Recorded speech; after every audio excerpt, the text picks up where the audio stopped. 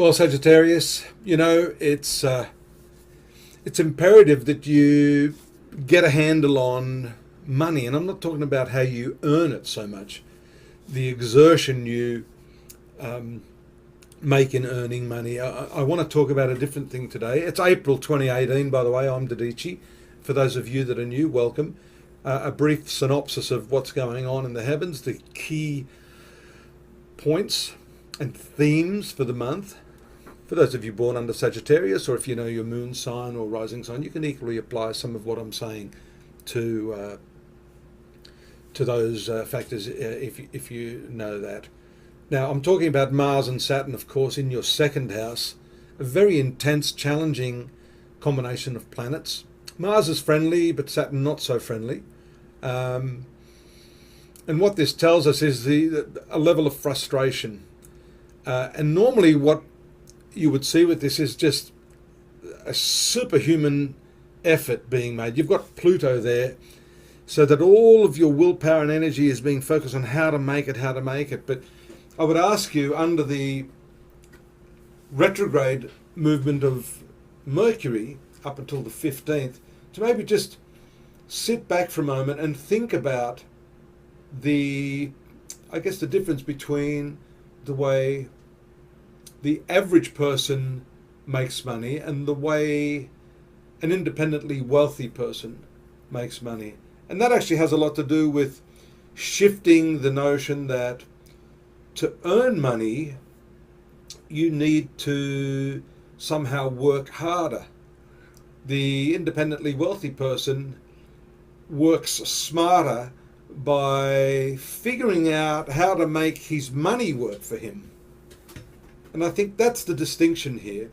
And it's important that you don't go running off half-cocked, investing in something, even if you're taking heed of what I say, because you have the retrograde Mercury and the Sun in the 5th house this month. The 5th house has to do with creative enterprises and investments.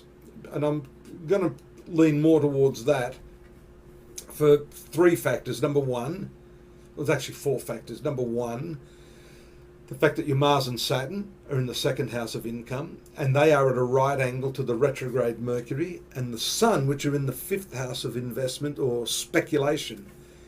Thirdly, you've got Venus transiting up until the 25th in the 6th house of debt, and then finally on the 16th, 15th, Mercury moves forward, and on the 16th, the new moon takes place in that 5th house. So there's a lot of energy here, a lot of factors that, the way I read the charts is through like a repetitive theme, and we can see that these themes are repeating themselves. Debts, speculation, Mars and Saturn in the 2nd house. And then, of course, you've also entered the month at the tail end of an eclipse in your 11th house of profit. So a lot of energy going into this area of your life, thinking about how to make more money, how to become more independent financially.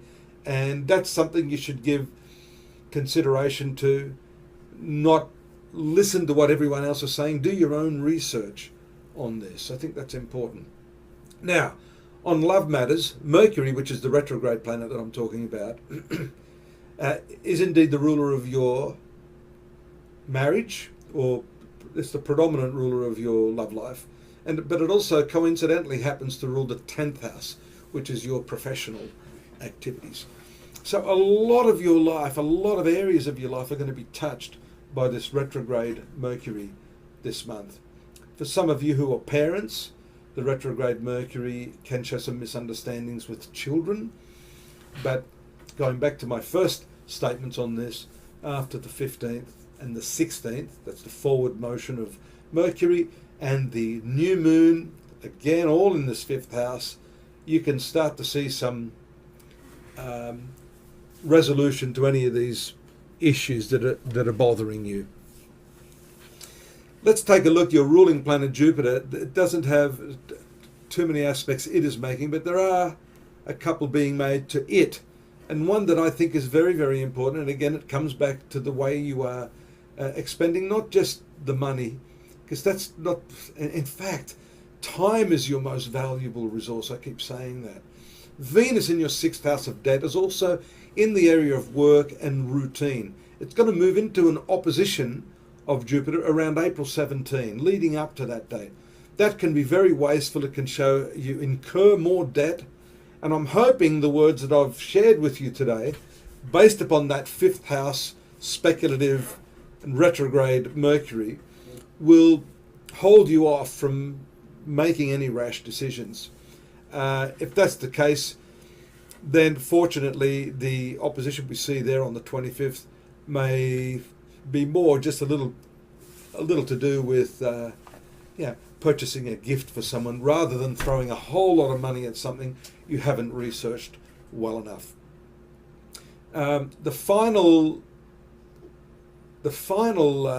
aspect I want to talk about is another full moon taking place on the 30th, very last day of the month of April, and that will be in the company of Jupiter in your 12th house. So this is a strong spiritual, self-reflective area, and that sets the trend for the month of May, which you'll have to wait till next month for that, I guess. And I hope you will join me, but not before going and checking out astrology.com.au. You can get a little more information, beef up what I've said here today with some of the textual readings that I've also included there at my site, astrology.com.au. Have a great month and look forward to seeing you again soon. Bye-bye.